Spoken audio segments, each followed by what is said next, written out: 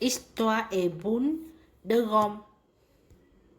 Histoire et boule de Rome. Texte de Marilyn Gould. Tableau de matière, quelque chose à masser, les premiers masseurs, les machines à rhum, le contrôle de l'arôme, différentes sortes de rhum, s'enrichit à produire de l'arôme. Comment faire de l'arôme à masser? Conclusion, glossaire. Quelque chose à masser, le chien masse des os, les vases massent de F.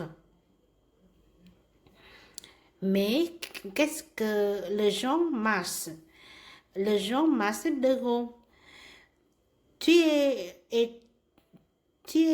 déjà demandé d'où provient la Rome, comment Athènes est fabriquée et qui ont été les premières à en marché?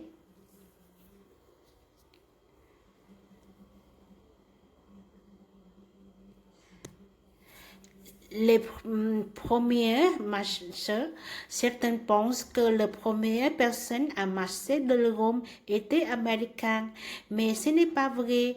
Plusieurs années avant que les Européens ne découvrent l'Amérique du Nord, des gens de différents pays marchaient et toutes sortes de choses romeuses pour vendre de blondes.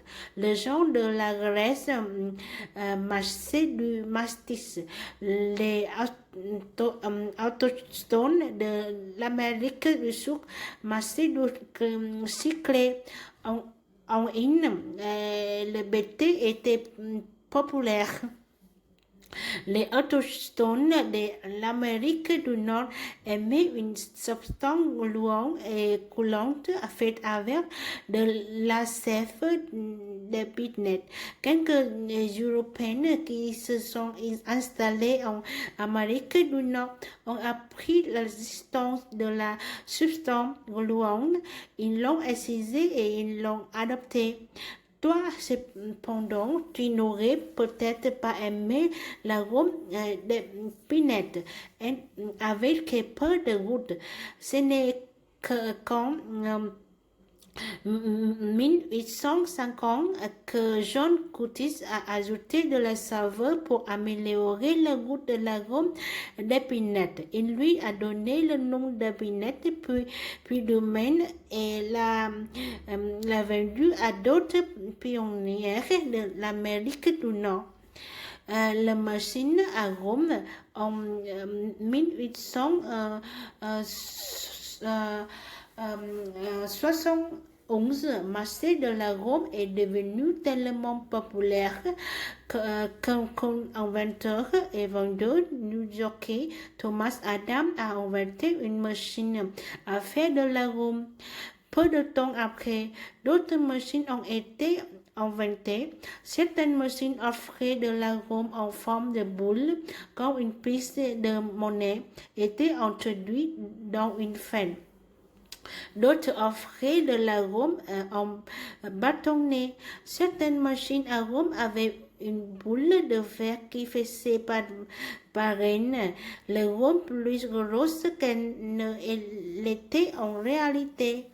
Cette machine à boule de rhum ressemble aux premières machines à rhum du début des années 1900. Le CVT, Thomas Adams a aussi été le premier à créer l'arôme tutti frutti, la vendant dans les stations de métro de la ville de New York en 1888. Ce à quoi les inventeurs ne s'attendaient pas, c'est que les enfants apprennent à mettre le doigt dans la machine pour en déloger une gomme gratuite. C'est Thomas Adam qui réussit à corriger cette erreur. Il a installé le premier distributeur automatique dans le métro de New York en 1888. Le contrôle de l'arôme. Un des Cái gì đó? Nào không là ngủ. Tới đây, ngủ đi. Đi ngủ. Mẹ đang đọc xí nữa. Đóng cửa lại cho mẹ đi. Đi ngủ đi.